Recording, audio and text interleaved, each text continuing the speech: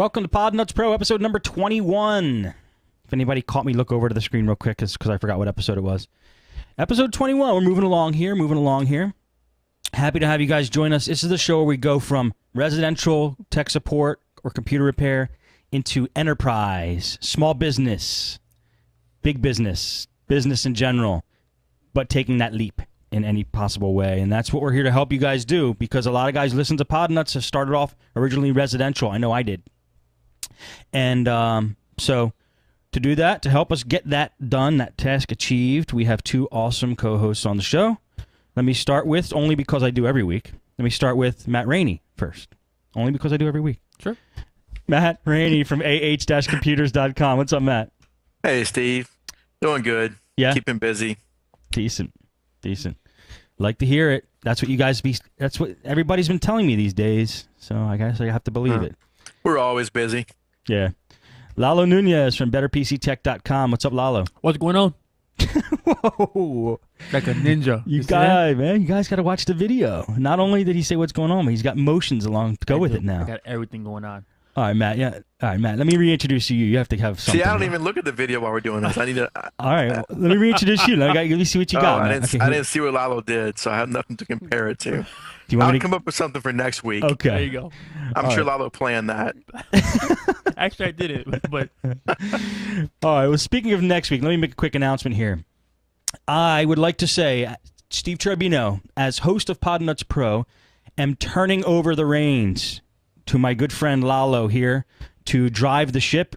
And Lalo's basically what I'm trying to say is Lalo's going to host the show starting next week, and nothing is going to change except that you won't have a dumb guy who doesn't know anything about business and tech, IT, enterprise support asking stupid questions. I'm talking about myself. So remove that from the equation, and I think the show will be a lot better. No, basically, I think that these guys are going to put on a great show. I'm psyched to be able to sit back and watch, and just sit back on the old love sack and just kick back and watch for once. So that's what's going to be happening for next week. I just wanted to make an announcement for that, and that's just what it is. So thank you guys for watching so far, and continue to watch because it's going to get better. All right. That's some pressure. Thanks, Steve. I know, thanks. I will say, I do have 3 dogs, so there might be some barking in Podnutz Pro. I can't help it. Can't help it. Unless I put them all in a cage, and I won't do that. Sorry. I applaud you for not doing that. Yeah, appreciate that. You guys are going to do awesome. Like I said, I'm psyched to actually kick back and watch. Well, I mean, for those folks at home, I mean, like the show is going to carry on exactly the same. And Steve said that he would be on every once in a while. So yeah, for a small fee, I don't know why he's charging me, but that's amazing. But it's amazing, but it's true. Whatever works. You and your $32,000 show request. Oh man. All right, let's get into the goodness here, the guts of the show. Matt, what do you want to talk about this week? Well, this week to start with, I want to talk about my trip to Florida and the customer private jet. Well, yeah. Private jet. Wait, what hurts first before you even start this is that you were in Florida and you didn't come see me in Lalo? What's up with that? Dude. We couldn't get a flight out there. By the time we were done for the day, we just had to come back. We couldn't divert the jet down to Tampa. All right, well, what happened in your story?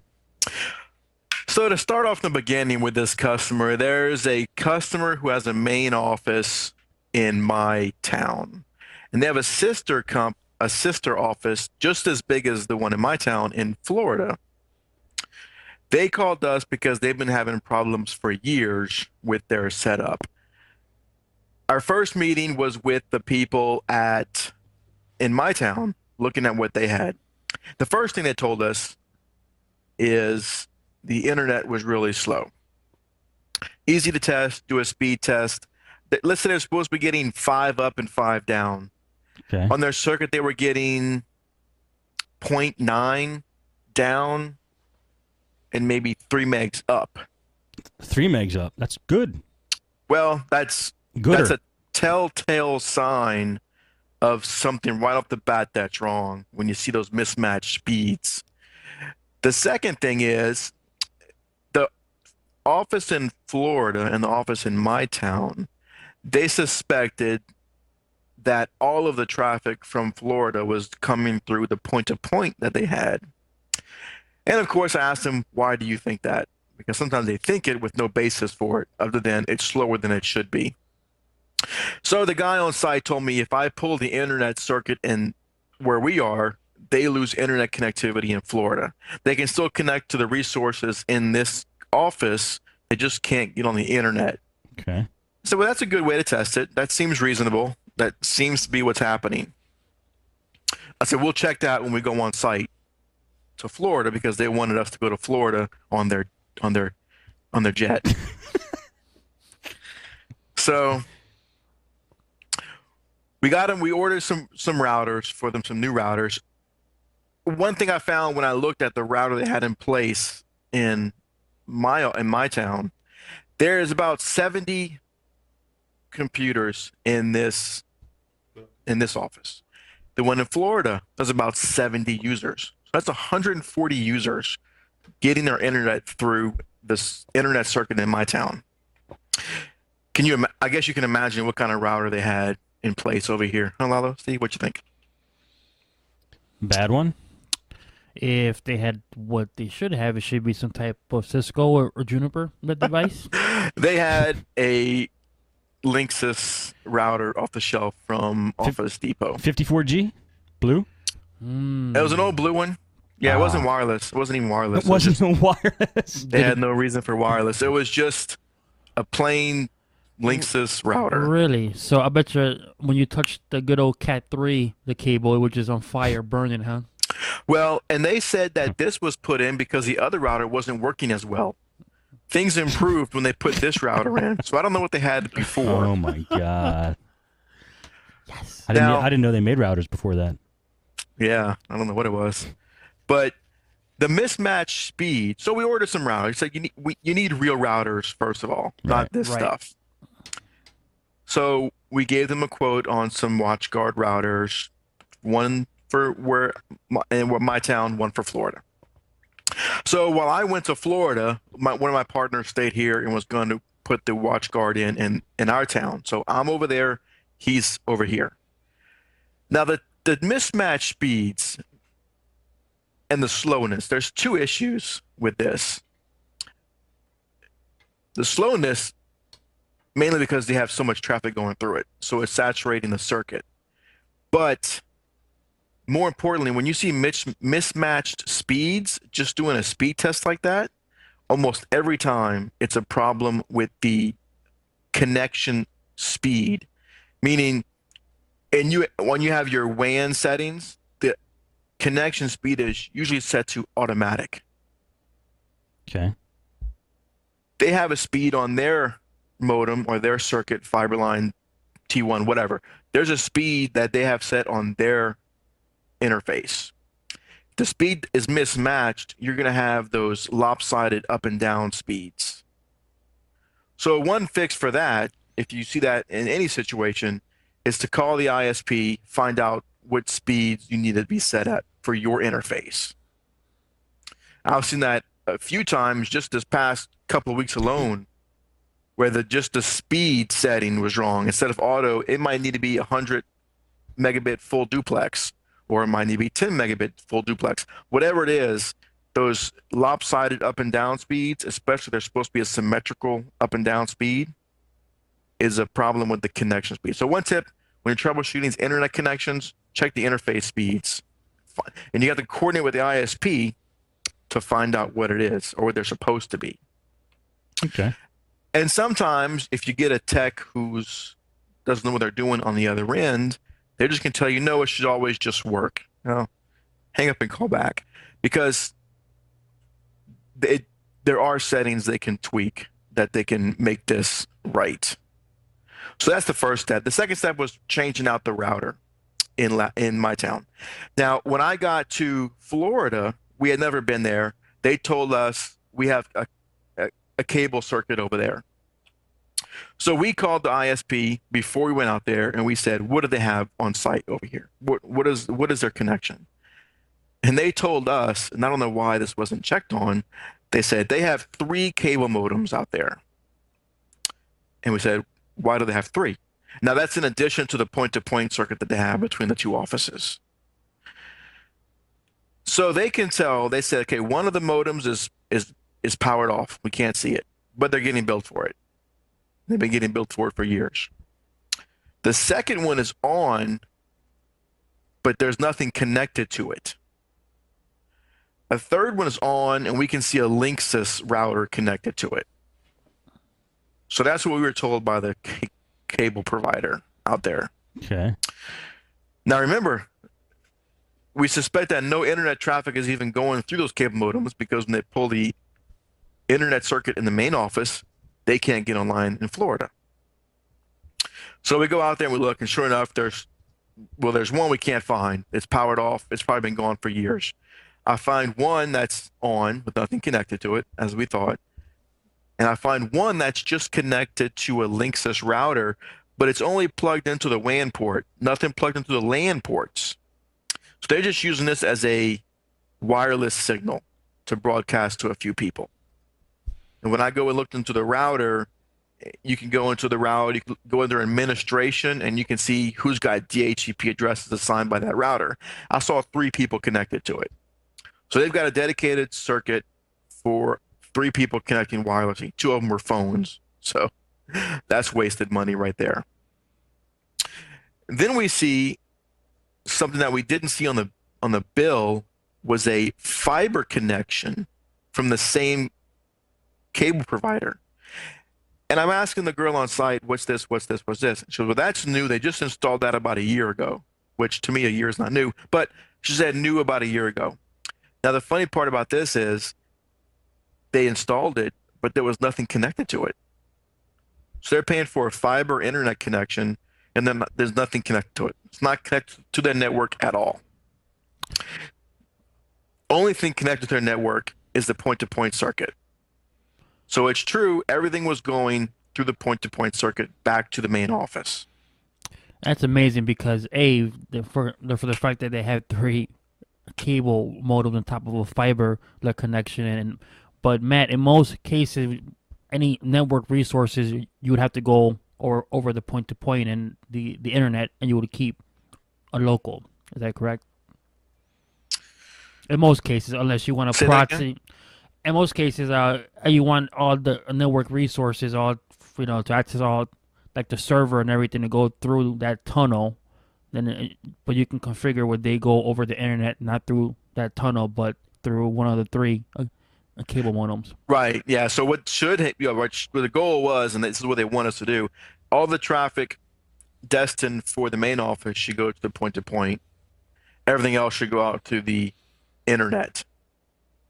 So, and that's the normal thing. When you have a point-to-point or a VPN, the only things going across that circuit should be things needing to go across that circuit.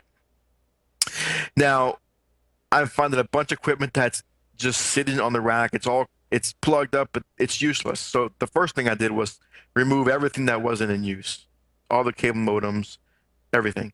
So I get down to what's actually being used, and I get to a point where I brought out my router, and I need to connect it. But to connect it, I've got to disconnect what's there already. And I asked the guy, can I bring them down? And without asking anybody, he said, yeah, go ahead, just unplug it. I said, so nobody's connected? He says, it doesn't matter. He said, I guarantee you nobody's going to say a thing. He said, we go down so often the way we're set up, no one is going to even say a word. He said, just pull it. So sure enough, I pull it. I'm configuring it. Not one person comes and says, and this is like 50 or 70 people. I haven't gotten a firm count. One person came and said, hey, are we down? Is there something going on? Wow. It's amazing. So that tells you what kind of experience they were having before. And this has been going on for years, they said. How could they let that happen? Well, I'm not exactly sure. So in the end, we got our circuit up, or we've got our router in place. The only thing going through it, the point-to-point, is what needs to go to the point-to-point. Everything else going out through the internet circuit. And right away, I can go talk to somebody, a user. I said, okay, try the internet, see if it's any faster. And the first thing she said was, wow, this is unbelievable. And this is just a 3 meg circuit. It's not even blazing fast, but it's a fiber. I felt it was more reliable than the cable modem as far as 3 meg down? Yeah, 3 meg up and down. Now, before, they were going to the point-to-point, and the main office was getting 0.9 download speeds. So I can imagine what the speed test would have been if I ran it in Florida. Right. Probably much. I didn't run it. I didn't bother. I knew it was slow. So right away they were saying, "Oh my goodness, this is so much faster. It's unbelievable. What did you do?" Like they really want to know. I just said we fixed it. So I'm asking other people to test it, getting input. Is it better, worse, the same? I'm asking people. And someone said, well, my computer's so slow I can't tell. Okay, that's fine. Let's go to the next person. Everything I got was it was either much better or I can't tell because my computer's so slow. Now, one thing I still had to check was printing because their printers are in Florida, but the server they're accessing is in the main office. So they access the program, print jobs come back to the point-to-point. So I said, well, let's test printing. Can you test printing? I would ask this user, can you test printing? Well, I can never print. I wasn't ever set up to print. Okay. So I go to the next user. Can you test printing? Well, it never works for me. Sometimes it does, sometimes it doesn't. How did they get anything done? I said, is there any user here that was able to print before I got here today? Can anyone print in the office? Please stand up. So I found one person finally who says, yes, I was able to print this. Great. Okay. Let's see if you can. So she couldn't print, so we had to make a few changes in the allowed ports and this and that. Got her printing. So we know what the printing now works the way it was before we got there. Everyone else who couldn't print, I said, I'm sorry. We're not here for you today. We're only here for these things to get you back up the way you were on this new router going up. So they all got just pushed off. We'll have to go on the jet, another trip for them. Now back to this jet. I was expecting, they told me, the person I talked to told me, we can just take the jet out to Florida. Now when I hear the word jet, I was in the Air Force. I'm thinking jet, you know, a jet engine. And I'm not disappointed, you know, as long as I can get there and do my work and come back. I don't need a... You don't sound disappointed, Matt. I don't need a fancy Lear jet or a private jet. But when we walked out to the runway, and I'm sure the plane is perfectly fine. It got me there, it got me back safe and sound, no big deal. But it wasn't a jet, I'll just say that. It was the smallest plane I've ever flown in. And I've flown in some small planes in the Air Force. But what was it, like a Piper Cherokee? I don't know, Steve. I don't know the name of the plane. It was 4 little bitty seats in the plane. Get out of here. Yep. And how long was your flight? 2 hours. See, I hate planes, so that would have killed me. I like planes, and I don't mind if it gets bumpy. In fact, when we were landing back in my town, there was almost 40-mile-an-hour wind, so we were flying all over the place, back and forth. And I thought, this is going to be an interesting landing. Yes. For some reason, too, I kind of enjoy turbulence. Guys are nuts. I don't know. It makes it more interesting to me, too. Right. It's not like a bump in the road. It's just wind. It's fun. Crosswinds. Banging and bouncing it makes around. it exciting. It makes it exciting. Now, on this plane, we flew right on the coastline. So I don't know what the altitude was, but I guess with this type of plane, we were flying low enough to where I could see the ground easily. Yeah. You sure this wasn't just like a converted car or something like that? It was kind of loud in there. That's but amazing. It was fine. 2 hours. It went by very quickly. I was having fun watching. I was on my iPhone hitting the GPS to see where we were whenever I had a signal. So that was interesting. We flew over, Orange Beach in Gulf Shores, Alabama. We flew over Panama, Destin, Pensacola, all that. So I could see the places that I've stayed in resorts before. I could see them when I'm flying over them. That was interesting. Great. So I just know what to expect next time. Right, with the jet. At least you were low enough you could get cell phone signal. Wi-Fi. off and on. Well, 3G. But, I wasn't disappointed. He just used the term, Jet. some people say, let's just jet over to here. Like just another way of saying, let's just head over there. So maybe when he used the term, we'll just jet down to Florida, I forget the exact words. He just meant we'll just take a quick trip in the company plane. I see. It was fine. Just when I saw it, I thought, we're walking toward this plane. Is there one behind it, maybe? Is there one behind it? Maybe in the hangar. It's going to come out soon. No. Or this is the one. That's good. Or is this plane gonna take me to my jet? Possibly. The taxi plane to the next runway. It was interesting. When I saw it, I texted. I think I texted my partner who was here in my town. I texted him a little funny saying. I won't repeat it here, but it all worked out. But I was surprised that the computer people even set this up to leave somebody paying, I don't know, $600 a month in cable fees of 3 circuits you're not even using. Right. When we gave him the quote for these watch guards that we put in, he was kind of surprised how expensive they were. And I explained to him, you're going to save, we already knew we were going to cancel those modems when I gave him the quote. You're going to save over $500 a month by canceling those cable modems. Your internet speeds are going to improve in Florida and in this office. And that point-to-point that you have, you don't really need because we can do it through the VPN when the contract expires to the point-to-point. So all said and done, he can probably save when this contract is over for the point-to-point, maybe $1,400 a month. Wow. So when you compare that to how much the quote was for the router, it's insignificant. So was he ecstatic once you explained that to him? When I explained that to him, it wasn't as bad. Gotcha. I'm not sure what he was thinking. Maybe he was thinking $40 is how much router should cost because that's what he had. I'm not sure. Right. But the person that was supposed to be doing this work before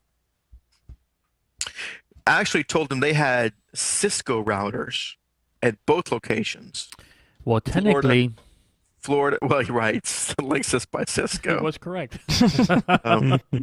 Now, there was a Cisco in Florida that was connecting the network to the point-to-point, but we took that out.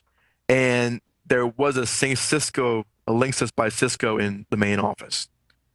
And when we showed him that, he said, well, we paid for, and he gave me the model, and I said, well, you need to go back to him and ask him why you have this instead of what you should have.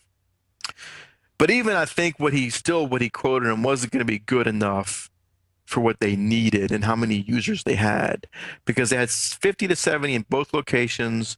They had another building that connected with a fiber connection which had 10.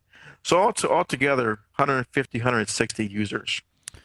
So how did he feel once you flew back in the company jet and everything didn't go down and the internet was faster? I mean, was he satisfied? Yeah, well, he was in Florida with me. Okay. And he saw the beginning, the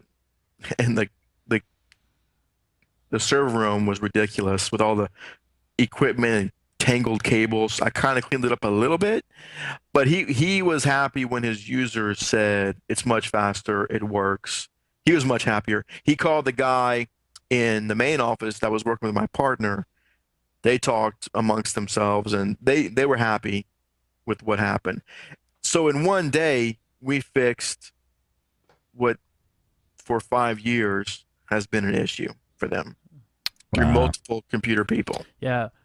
And Steve, and you had mentioned why is that acceptable? It's because some people, after they just don't know any better. So if it doesn't work, they just assume it doesn't work. I think like Matt said a few stories, a couple of shows back in the day that when some people, when it goes down, it's just a regular occurrence. It's time to get a cup of coffee. I guess so. If that's the thing, I wonder what people do when it goes down. Yeah. Like, Well, Work and stops. Well, for me, using a computer all the time, work stops. But I guess they have other stuff to do or waste time or whatever. and that's one of their issues. They said when they go down, they don't know who to call. They don't know if it's this person, this person, this person. So what we're telling him is, if it goes down, you just call us. We've Right. got it. We've got it documented. We know we can call the cable provider in Florida. We can call the cable provider here.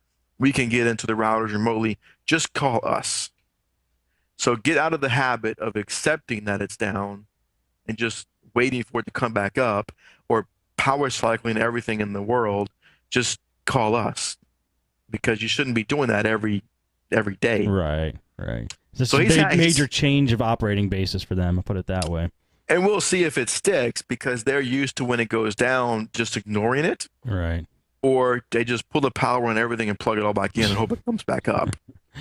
By the way, Computer Pro sent us the picture of the plane you flew in, Matt. Oh, really? Yeah. It's right there. If anybody's listening, Wow. it's basically a bicycle with wings. Thanks, Computer Pro. So I would be happy to go on that plane again. If we can work out, if we're doing more work for these guys, I might just tell them, look, I have to go to Florida with my family. Just fly us up there and we'll subtract however many hours. Who are you kidding? You want to fly that thing. You want to fly it. You're going to ask if you could pilot the thing, aren't you? No. No. I don't know how to fly. I want to get there and land. All right. So that was a fun little trip. It's just a day trip. Fun little trip. We solved some problems. Saved them some money. that was all in one day, Matt?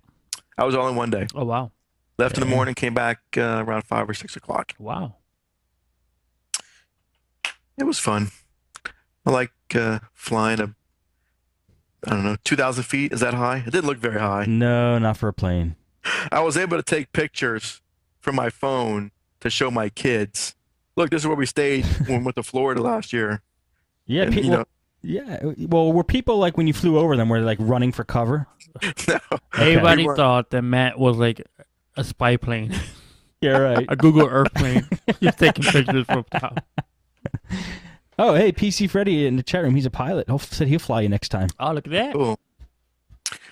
But I feel comfortable. It was a good plane. It just was. Sometimes when your expectations are at a certain point and they're not met, and I don't even care what kind of plane it was. But I was just thinking, oh, it'd be fun to ride on a little private jet. Oh yeah, Just didn't have that experience. next time.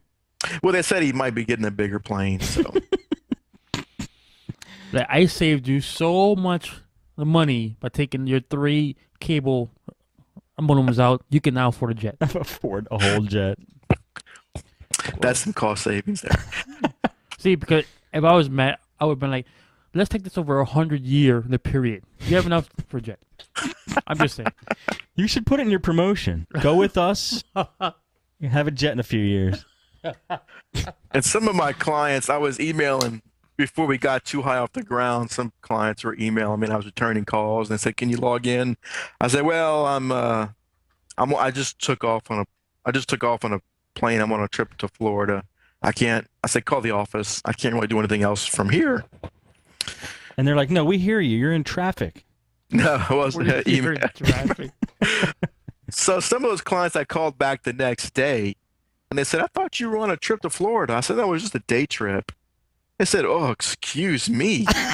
That's great. I said, "You just flying out for a day vacation?" I said, "It wasn't vacation, it was work." Mhm. Work? They were like, "You're flying out for work for a day?" I said, "They needed me to." So it was pretty funny. Some of the clients, "Excuse me." I said, "Do you have any other offices you need me to fly to? I'll go somewhere for you too." You know, I'll tell you what. You probably saved money on gas. I mean, probably a very economical way of getting there. Well, this week especially, they had a lot of people going back and forth from Florida to the main office. So the plane was flying anyway. All right. So it didn't, I just hitched a ride. So Cool. Very good. that's it for that story. It's not on the notes, but I had an interesting thing happen yesterday. And maybe people have come across this, but it's the first time I've come across it. Okay. And Lalo, you may have seen this before. It's Outlook 2010. I had a client call saying, email is not showing up in my inbox. I'm emailing and it's not getting there. So the first thing that happens usually is I'm going to check the logs. We do mail filtering for them, so I can easily check the Barracuda logs and see if the Barracuda says it went through it or not. And if it went through it, it'll say if it was delivered Right. to the mail server. So I look in the logs, I see, yes, it is being delivered. Next thing I'm checking is to see if Trend Micro, for some reason, is blocking it. And while we're doing this, he's testing it again. Now, what he's doing is he's going to a website. He generates a report from this website, and it emails him the report. And I hear his phone go off. He's got an iPhone, and I hear his phone go off. I said, wait, are you getting the message on your phone? He said, just for a minute, then just for a second, then it disappears. I said, well, okay, thanks for that information. That would have been useful. So here's what I found. I go to inbox, I go to recover deleted items, and the mail's in the recover deleted items section. Did he have a rule to delete all email?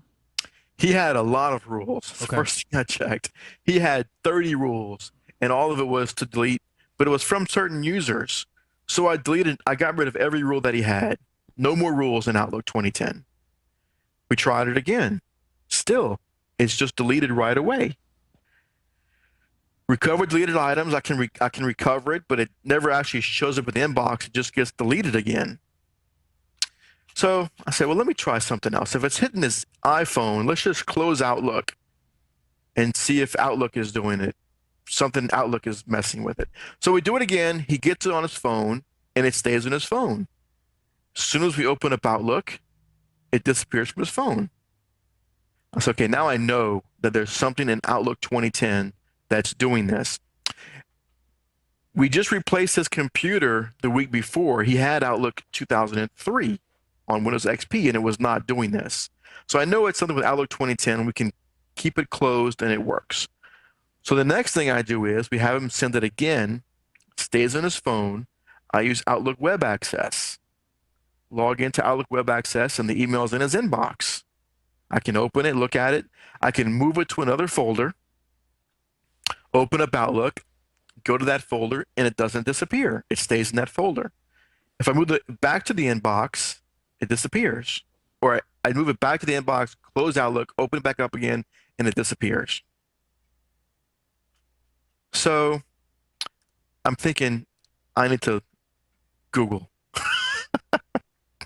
Google to the rescue. Here's what I found. In Outlook 2010, if you click on junk email options, there's an option in here that's not checked by default, and it says permanently delete suspected junk email instead of moving it to the junk email folder. And this is not checked by default, but it was checked. So it was marking that email as junk and just deleting it. Now, it's marking it as junk for good reason, because I had him send one to me instead of his address to look at the headers. And I looked at the headers of the one that we saved from Outlook Web Access. And what it was coming, it would say from, I think, no reply at whatever the website was, sent on behalf of his email address, which normally wouldn't be a problem, but the way they structured this email to go out, the sender was the no reply at the website, but the from address was his own email address. So Outlook is saying, this is saying it's from him, but it's coming from outside. I didn't send it, so it must be spoofed email. I'm gonna mark it as junk and delete it. That's what was going on. And you don't want to add yourself to your safe senders list, because that's a way you might get more spam. Right. So you don't want to do that. So the fix was just uncheck that box and it'll go to junk mail. That was a little strange. And of course, I don't know how that got checked, is what he said. Of course. Of course. Don't they always say that? But it's a good thing for Matt for the troubleshooting skills. So he checked if it was his spam filtering the device, and he went inside the logs of the Barracuda, seen all the mail was coming through. He went on the local PC, and you troubleshoot all the way down to the point where he knows that it was Outlook. And correct me if I'm wrong, Matt. You can go to start run and do Outlook/safe or slash. The Outlook, There's a bunch of them, but yes, /safe is the safe mode. right. So, but there's a bunch of other switches. If you suspect it's your rules or if it's something with your folders, and it'll launch Outlook kind of in a default mode, but that's not really the verbiage. So you can kind of rule out, That's interesting. if it's Outlook or not. So, Right. There's different switches to say not load add-ins or toolbars or right, exactly. So it's like a safe mode, but not really. It's like a safe and mode. there's different levels. There is a safe Right. mode /safe. Oh, okay. There's one that can reset your folder views if you get a mess, and I forget the exact message, but basically you can reset the folder view, and that fixes some Right. problems. Like So yeah, like there's a the nav lot. If you bars. just would search for, and I'll put this in the chat if I can. And there's tons of switches. If you ever look, there's tons. There are a lot. There are definitely a lot, and it's nice to know these and know that they exist to troubleshoot Outlook issues. But again, it's good that you troubleshoot the issues because it's quite easy for you to jump on the Exchange bots and start messing with settings and thinking that it's this and that. But in this case, he quickly figured out it was a client thanks to the good old iPhone going bling. Yeah, and for some reason didn't share that with me I know it's until I horrible. heard, because I'm in his Outlook looking at it, and I hear the ding, and I don't see a new mail pop up in Outlook that corresponds to his ding. And I said, "What? How many accounts are you checking on your iPhone?" He said, "Well, just this one." I said, "So you're getting it on your iPhone?" "Oh, yeah. But it disappears too." That's not important at all. So right there, I could skip all the Barracuda filtering, Trend micro filtering. It's getting to his mailbox Right. because his iPhone can check his mailbox. Right. So at that point, I knew it was something else. Hey guys, before you go to the next thing, let's mention a word from our sponsor. Head on over to SureWeb.com, guys. It's SHERWEB.com for their Hosted Exchange 2010. Offers users an easier way to connect with their coworkers, friends, family, share documents, calendars, contacts, tasks, and notes, all while saving time and money. Do it at the office, on your mobile, or via Outlook web app. Finally, you have all the connectivity you need to successfully achieve all your tasks and be the best you can be. I think that isn't a slogan for the armed forces, isn't it? The army? The army? Be the best you can be? Used to be. Anyway, sure, check out SureWeb.com if you guys haven't gone there yet, if you're interested in Hosted Exchange. What the feature I like to promote from them the most is their support. The customer support's awesome. They offer 24/7 live phone, email, and chat support, and you're actually getting a certified technician on the phone when you call.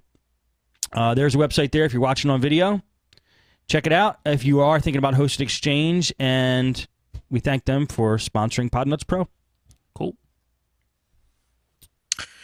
Yes, Hosted Exchange is the way to go if you don't want to have an Exchange server in-house. Even for my personal account, I have on Exchange. Once you get used to Exchange, either hosted or in-house, with Active Sync, you're not going to want to use anything else. Awesome. It's awesome. The last thing I want to talk about, we're going to make this kind of quick, but the last thing I want to talk about is users. There's some stuff I know on the Podnutz forum talking about users and customer service, and here's my opinion about users. First of all, without users, we don't have a job. Because we always say everything works good until you put users in the mix. Once you add users, everything screws up. Because, of course, the users are involved. But if we don't have them, we don't have jobs. And then here's my opinion. Users are like children. Treat them well. Well, yeah, treat them well. But let's look at children. I'm thinking about my kids. If you don't have kids, you might not understand.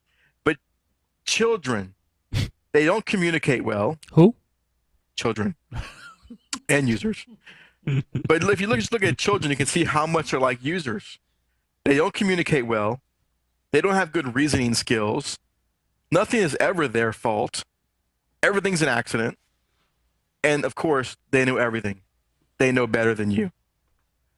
So if you keep that in mind when dealing with users, it's hard to get mad at them. You can't get mad at children. Right. So just think of users as children. Don't spank them. I'll leave that up to your own discretion. Yes, another one, Computer Pro points out, they lie. They do lie because they think you won't know better. And if you don't know the difference between a lie, what I'm telling you is a lie, it's no skin off my nose. I'm just going to lie to you, and you can try and offer them candy. That's funny. They will lie. Add that to the list of what children do. So think about it when you're dealing with users. A baby crying is trying to communicate. Users trying to describe their problem, they're trying to communicate, but they just can't. A user might say things like, my modem's not lighting up, which I hear even today. And it's hard to understand what they mean by the modem is not lighting up. What they mean to say is, my computer doesn't turn on. They think it's obvious what they're saying. It's obvious. Maybe you're not a good computer person. I'm telling you my modem is not lighting up. And when I say, well, I don't understand what that means. What is the modem? And they can't explain it any other way. Right. If I ask them things like, and I think it's a simple question, are you getting an error message when you log in? And they have a blank look on their face or silence on the phone. I might as well be speaking Klingon to them. They don't understand. Well, what do you mean? Okay. After you put your username and password in and hit enter, what happens? And even if they're getting a message, I get a box. Yeah, I get a box. Yeah, it comes up and I click it off. Okay, well, can you read what it says? Well, not really. Is it in English? You really can't read it? They don't want to make the effort. My daughter, here's a good example. My daughter, and I can't get mad at her for this. She just didn't know how to express herself. She would tell me when she was little that her breath was hot. And I would say, your breath is hot? I don't understand. And she kept saying, and to her it was obvious, my breath is hot. And I'm trying to understand that things I'm asking her, we can't make sense of it. I had to word my questions very carefully. Just like when you're dealing with a user, you got to word your questions carefully. I finally asked her, what would make your breath not hot? And she said, some water. So she was trying to say she was thirsty? Yes. Interesting. Users will do the same thing. That's a nice analogy. I totally got the picture on that one. They might say, my keyboard's not working. Okay. And you have to start from the beginning. I usually say, why do you think your keyboard's not working? Because when I type, nothing happens. Okay. What screen are you at? Well, there's nothing on the screen. What do you mean? Is the computer on? Well, no, that's why my keyboard doesn't work. Okay, well, let's turn the computer on. Oh, like they start at a point where they think you're caught up with them. Yeah, and I totally agree with Matt. And this is why I live in the event reviewer. Like when I get let's call it a help desk case, it has information just as the user, the machine, and the problem. Before I even call that user, I remotely look at their event viewer, see all of the errors within the past 24 hours. I see if I can ping the computer or not, if they're up or down.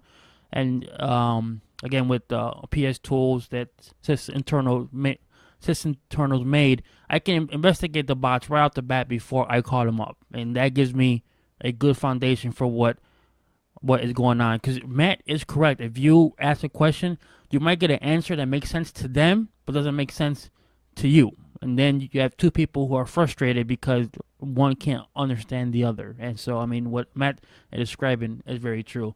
Another thing I'll add to what Matt's saying, what I found out through the past 12 years of doing this, users like to be listened to. So when I go up to their office and I say, what's the problem?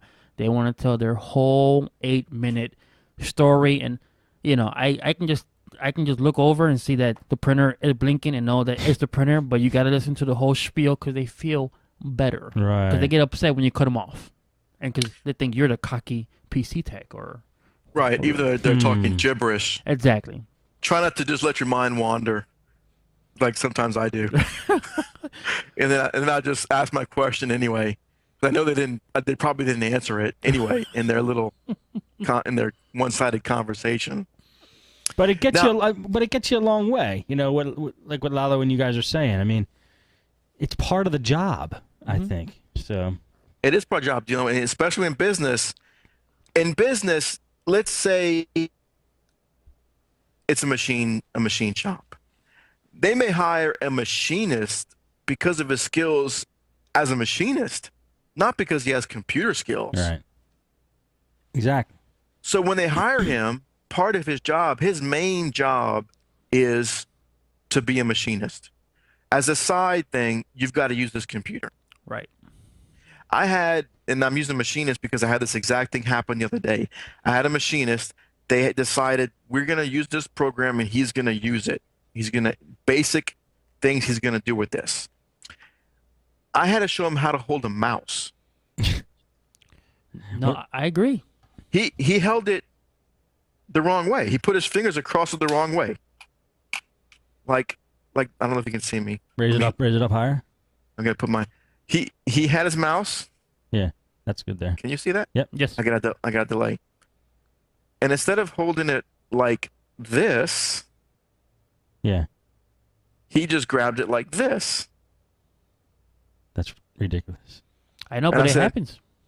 I said, okay, let's hold it like this, and I had to show him how to hold it. I told him one finger goes on this left click, one finger, then this finger goes on this right click.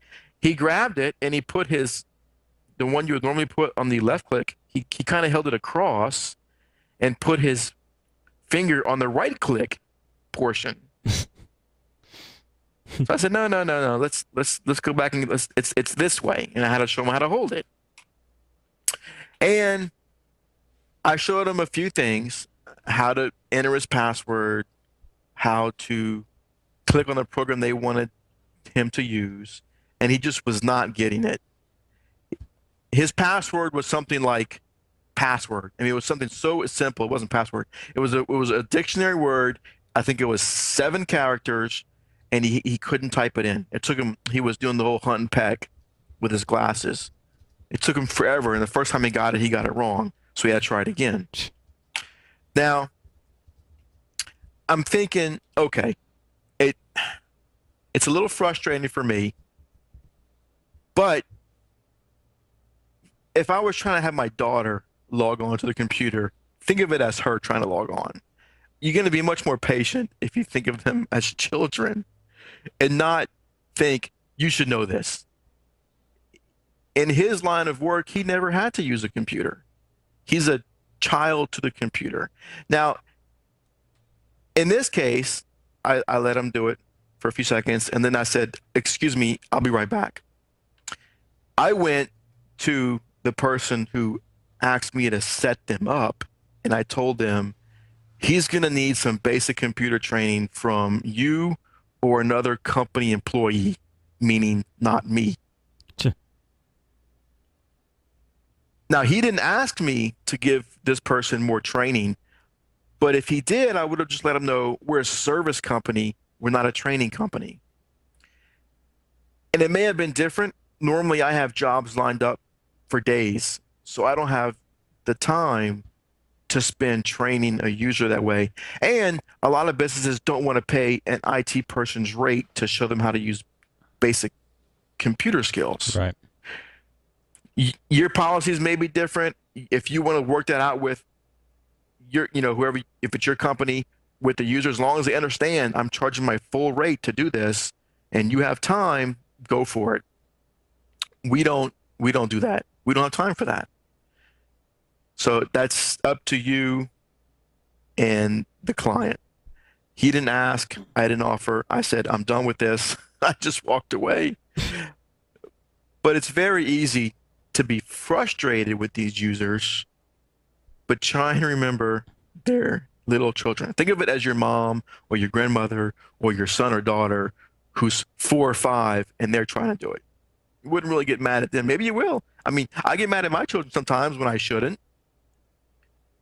The other day, my daughter emptied all of the bottles of shampoo and soap into the bathwater. All of them, brand new bottles, like 5 bottles. She called me, look how soapy it is. Yes, it's very soapy. But that's not what we do with the bottles of shampoo and soap. Yeah, but your kids also don't pay your bills. Like, they don't pay you. You know what I mean? It's like, so I think you should treat your customers almost better. Yeah. Now, this could be considered in a matter of speaking. I mean, it's a different flow, you know, but. No, I don't use shampoo, Jerry. This was the kid's shampoo. And Matt said, Daddy is very hot. Do you know what that means? So I could have prevented this. I could have just not left the soap and shampoo there. And I can't really get mad at her because it's never come up. I've never explained to her, you don't dump it all in the water. No, I've told her now. Now, if she remembers, that's something else. But again, users don't really understand the computer. They're kind of scared of it. So keep that in mind when you're dealing with these users. Gotcha. They're somebody's son, daughter, mother. So treat them well. Try and have patience with. And if you don't have patience doing computer work, you're probably in the wrong field. This is not the field for you because you will get frustrated. See, 'cause I have projects that I work on, and so I have a deadline. This has to be done by Friday if it's writing scripts or get something done. And I have to. Someone calls me up because Word is not picking up this word as a misspelled word. Could you come down and look at it? And you're like, but it happens. But I go down there with my little cup of coffee with a smile, say, how you doing? Blah, blah, blah. All right, great. You have a good day. Because at the end of the day, it will bite you. I'm just saying. It will. I've seen it done. You just won't last long. Yeah.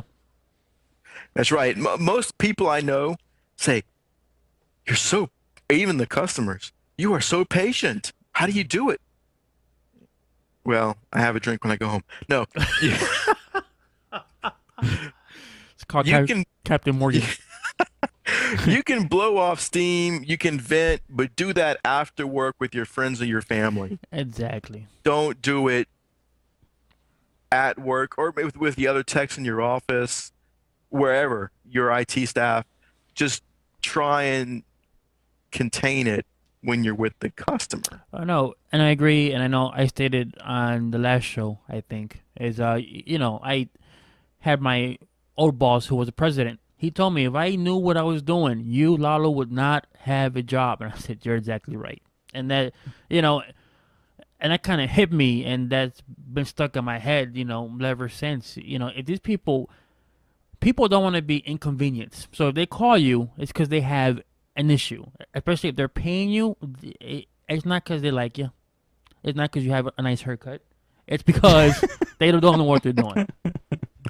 You just got your haircut, didn't you? I did. Looks good. Thank you for noticing. And I have a funny story. I'm not sure if I told this before or not. Remember, users will, like I said, they will lie. They will assume you know things that there's no way you could know. You have to be an investigator. You've got to be a detective. You got to search and always start from the beginning. I had a user call me and say, my printer worked fine today or yesterday, and now it doesn't work. Please advise. Ugh. I hate that phrase. I hate that phrase too. Please advise. I advise you to fix your printer. Because when the people say please advise, I'm thinking you're stuck in a hole, we're like in a battle, and we're about to flank. When I hear please advise. It's advise. Right. You want me to advise or you want me to come fix it? It's 2 different things. So this user, I asked her, did anything change from yesterday? No, nothing changed. Okay. I go on site. I go to her office. She's not in her office. So I go ask the receptionist, where is Mary? Oh, she changed offices. She's down here now. Okay, that's nice. I asked her, when did she change offices? Yesterday afternoon. Okay, thank you. There's one change. Nothing changed. I go in her office and I see she's got a new printer on her desk. Still got tape on it. She didn't take all the orange tape off of it yet. Said, is that a new printer?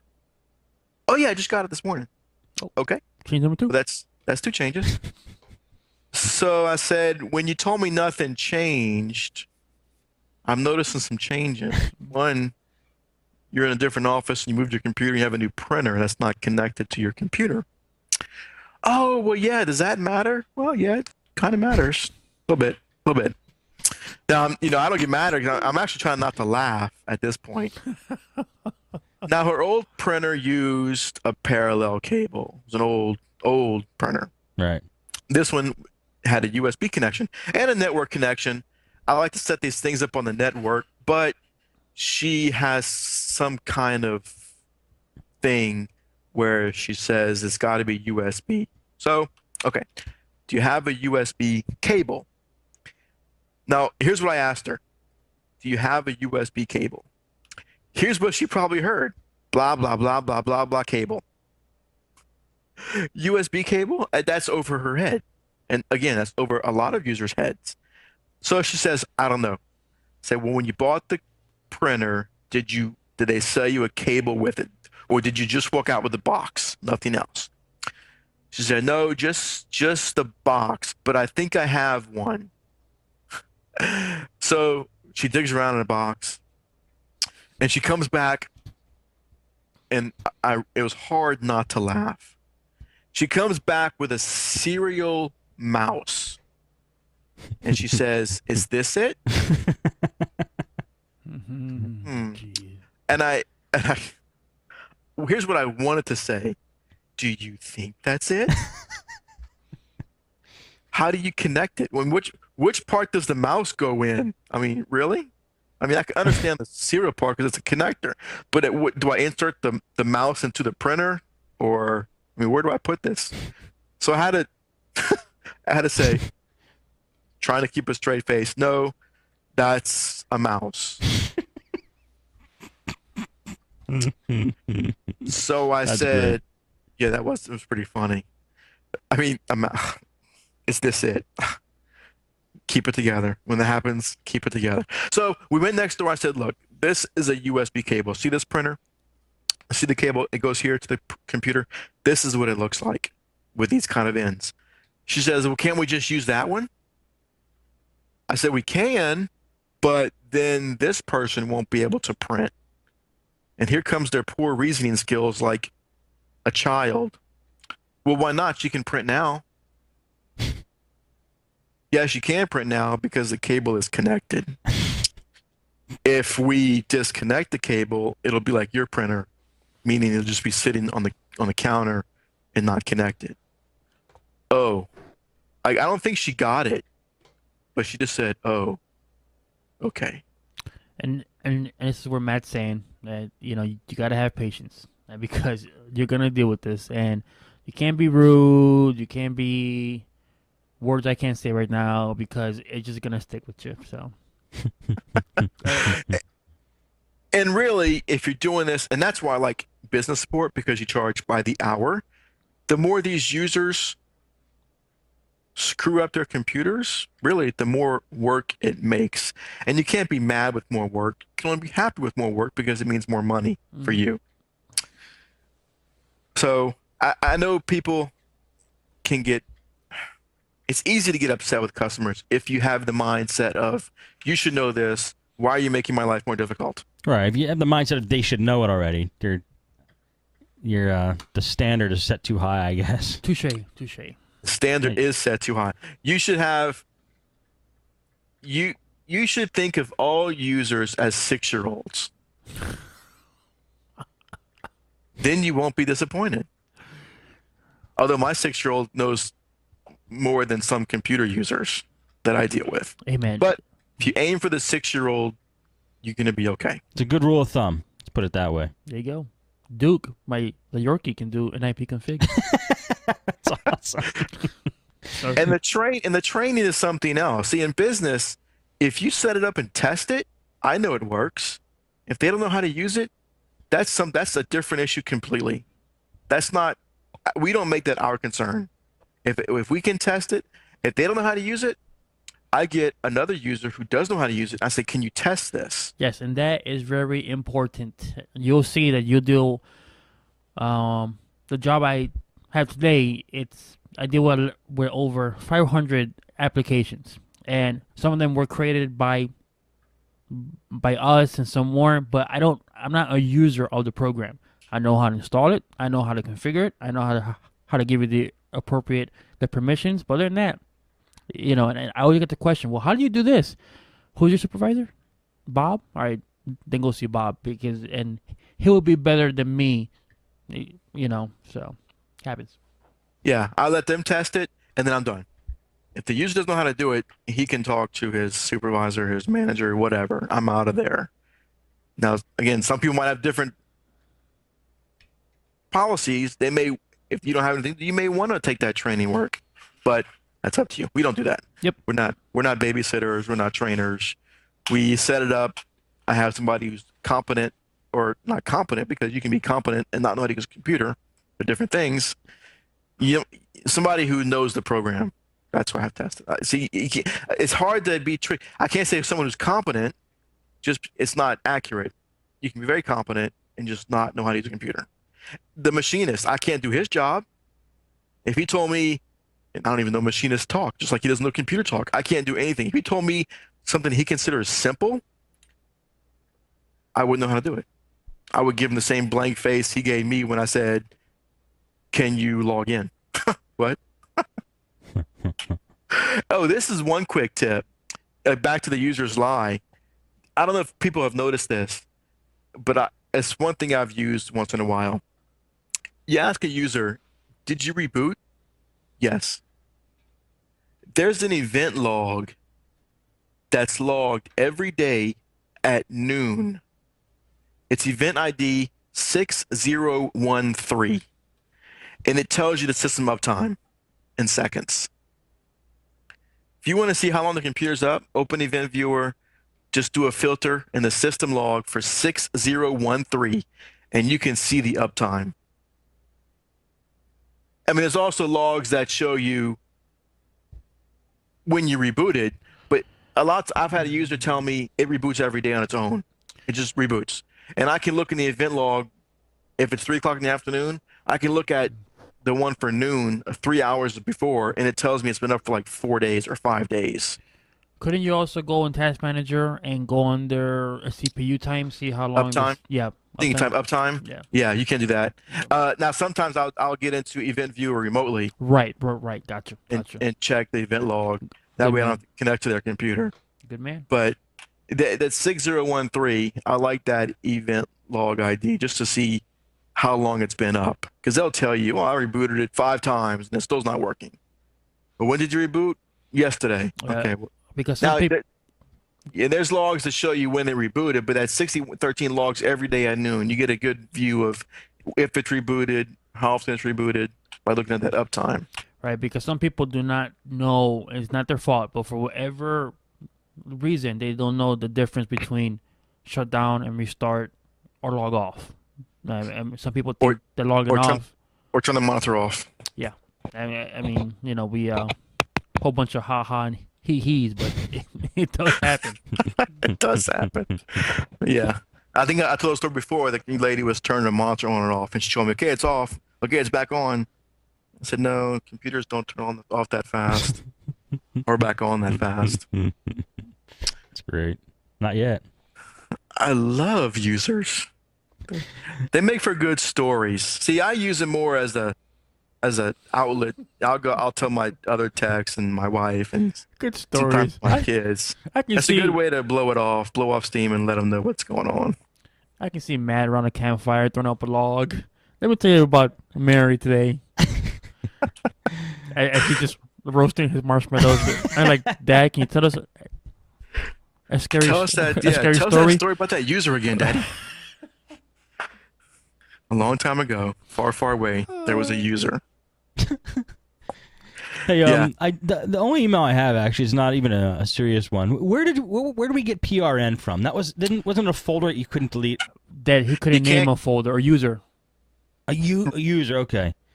Well, Zax sends us that PRN is a medical term which means as needed, but PR is a term that means per rectum or in the butt. So please make sure the pharmacist doesn't misread the prescription. That's all the email says. I think it was for this show. We didn't talk about that anywhere else. Yeah, that was a PRN user. They were naming it for, and she told me it was, and she knew it was some medical thing, or maybe she knew, but she didn't tell me. But PRN, yeah, I like that. Okay. Well, thank you for that. What was that again? Who was it? Yeah, Zax? I can't. that's fine. Just. I bet you that he was the only individual. Well, we're talking about that going, haha, they have no idea. Or do they? Because I had no idea until right now. And I still want to name my kid that, so I'm really disturbed. Still want to name your kid that. That's what he should have said in the email. Lalo, don't name your kid that. All right. Now, how would you pronounce that? Pern? Hey, Pern. Pern. So we have, I know more emails? No more emails. Oh. That's it. Come on, people. No, you all got questions that you guys We have got questions. one. I got one email for a suggestion, Yes, but sir. we'll have to talk about that later on. All right. Unless you want to read it now. I can read it now. You want to read it now? Let's read it. All right. This is from Christopher. And I've got to, you know what? It's a good thing to read it now because I want to say something about this. It says, greetings, Matt, Steve, and Lalo. Great show. I enjoy it immensely and learn a lot. I just finished listening to number 17 when Matt asked for feedback on other topics or suggestions. I know that Podnutz Pro is mainly Microsoft-centric, but would it be possible to have a guest that specializes in other server environments? Some that come to mind are ClearOS, Red Hat, Ubuntu, or Novell. It would be nice to have a detailed overview of how these server environments fit into the small and enterprise business environments and how they compare contrast with Microsoft offerings. Thanks for your consideration, Chris. FYI, I have no association with any of the above companies or products, just an interested listener. Awesome. So, I read this and I thought, I know nothing about ClearOS, Red Hat, or Ubuntu. We used to deal with Novell when they were still around. Is Novell still around? You're asking the wrong guy. Lalo? Maybe? Knows? I do know about the operating systems, and I know that I have no idea about any of them. No, but it's in all seriousness, Red Hat it is being used in a lot of businesses. I see it more larger size. I don't know much about it.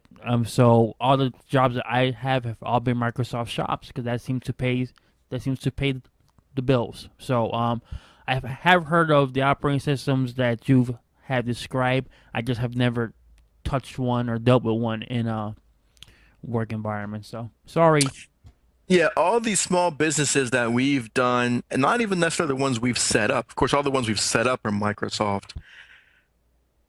Even the ones we're called in to look at or fix, I've never got a call for those operating systems. Like I said, we did use Novell, or we supported Novell, but that was the last time I worked on a Novell system had to have been 7 or 8 years ago. Yeah, there for me was about 6 years ago. Not saying that it's not being used. There are plenty smaller and over shops, but this is the one key reason that you see a lot of Microsoft shops.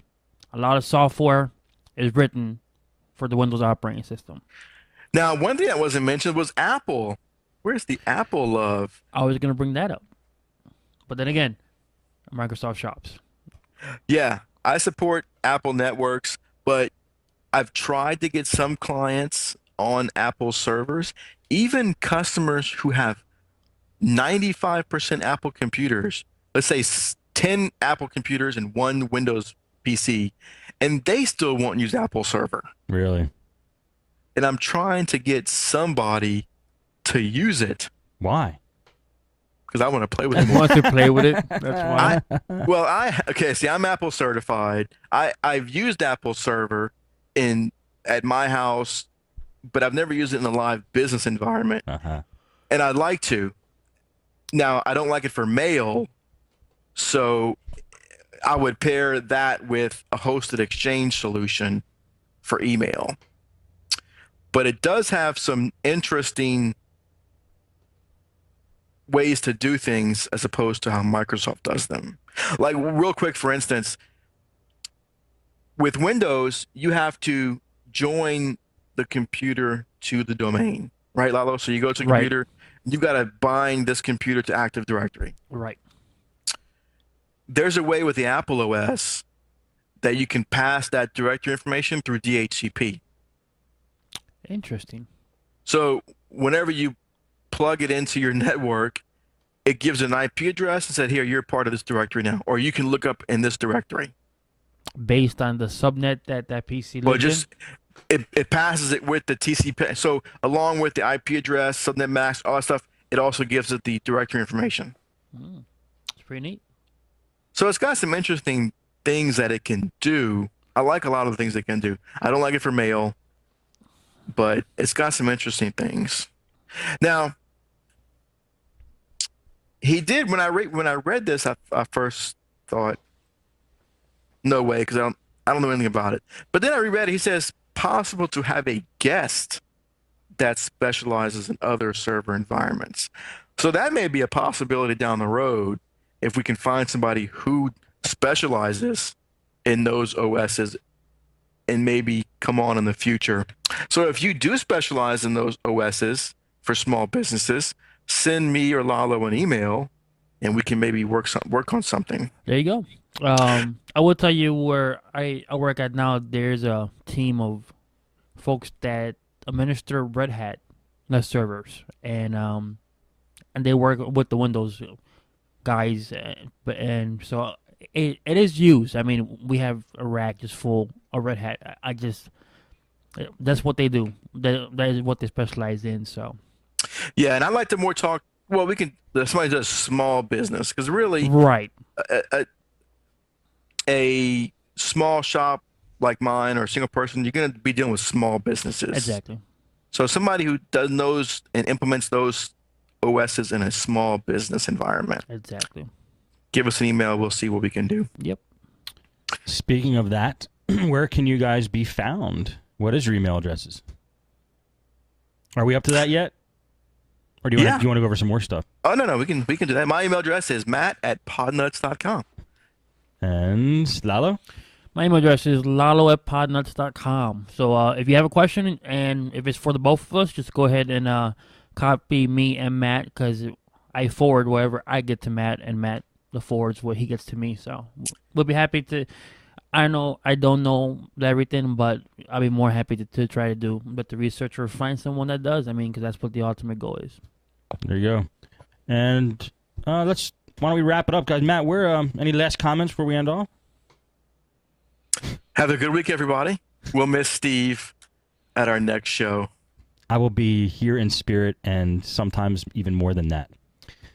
I'll be around. Lalo, how about you? Come in with a Waffle House burger and just eat while we do the show. I am going to be in the chat room just harassing and haranguing. You should. How about you, Lalo? Go to betterpctech.com. Like I said before, I'm currently redoing the videos and upgrading some more content. And if you're asking, why would you redo the videos? I've got a user submission saying your script is awesome, but in my environment, it